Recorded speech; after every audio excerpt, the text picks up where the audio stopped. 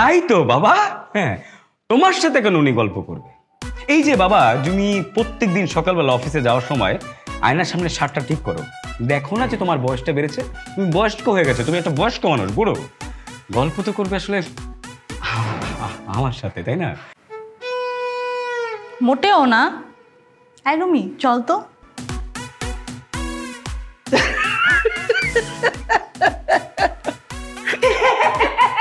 এত হাসি আসতেছে কেন তোমার? মনে হচ্ছে তোমার বাবার বিয়ে, এত খুশি হচ্ছ কেন? আমার বাবার বিয়ে না, গেলা তো একেবারে কপাল বাড়িয়ে সিঁদুর মাখতে, দিলে তো গালে জামা ঘষে। আমাকে জমা ঘুষে দিছে, আর তোমাকে তোমাকে খুব পাত্তা দিছে না?